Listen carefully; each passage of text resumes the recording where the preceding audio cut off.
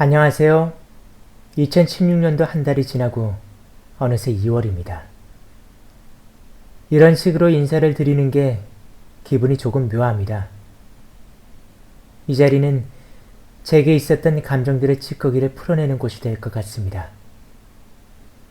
평소에는 얌전한 척하고 있지만 저도 사람이라 마음에 앙금이 남게 되는 일이 빈번합니다. 희노애락은 감정의 호수에 파장을 일으키고 그 힘을 원동력 삼아 내 몸 밖으로 분출되어야 하지만 성격이 그러지 못해서 항상 속으로 삭히는 일이 많이 있습니다. 오늘 저는 공허함을 느꼈습니다. 어제 나름 중요하게 생각했던 시험에 떨어졌습니다.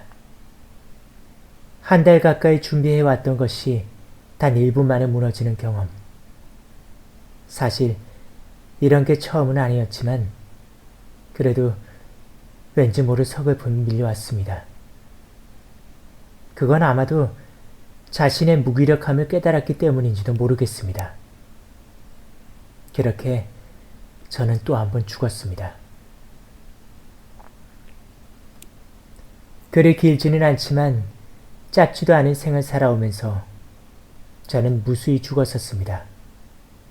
물론 여기서 말하는 죽음이란 물리적, 신체적 죽음을 의미하는 것은 아닙니다. 그랬다면 저는 아마 이렇게 마이크 앞에 있지 못하겠죠. 정신적인 충격, 고상한 말로는 영적 사망이라고 할까요? 세상으로부터 내가 쓸모가 없다는 낙인이 찍힐 때마다 저는 한 번씩 죽었다가 살아납니다. 이력서나 지원서를 내고 다음에 연락을 주겠다는 말을 들을 때면 저는 사형 선고를 받은 기분이 듭니다. 그게 불합격의 표시라는 걸 이런 사회생활을 통해 진작 알아버렸기 때문이겠죠.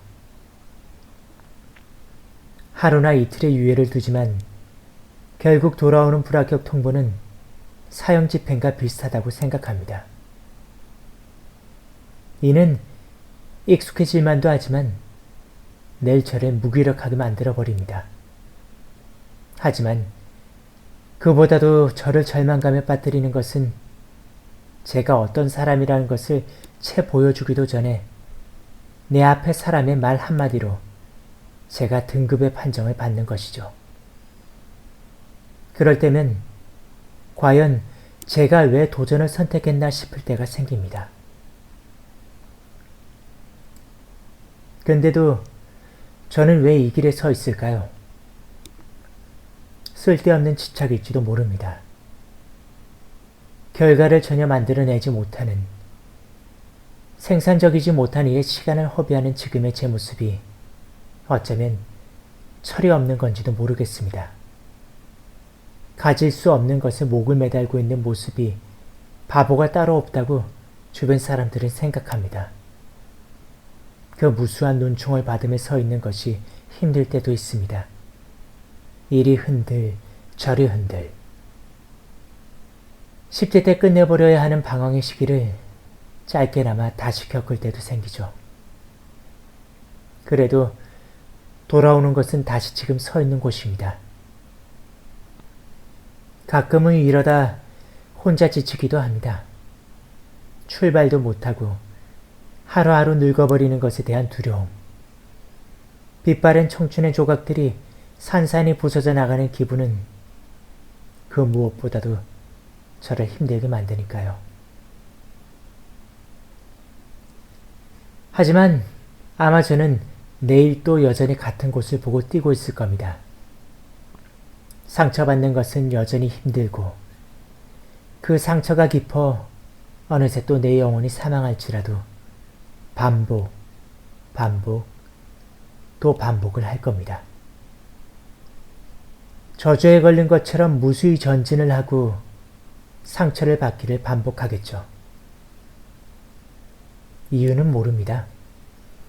아무리 똑똑한 척을 해봐도 이것만은 전혀 알 수가 없네요. 답이 보이지 않는 푸념을 늘어놓은 오늘, 알 수 없는 것들이 무수히 많은 이 밤, 괜시리 쓸데없는 소리만 한 것 같아 죄송한 마음을 머금고 인사드립니다. 모두들 고요한 밤을 맞아 편안히 보내시길 바라겠습니다.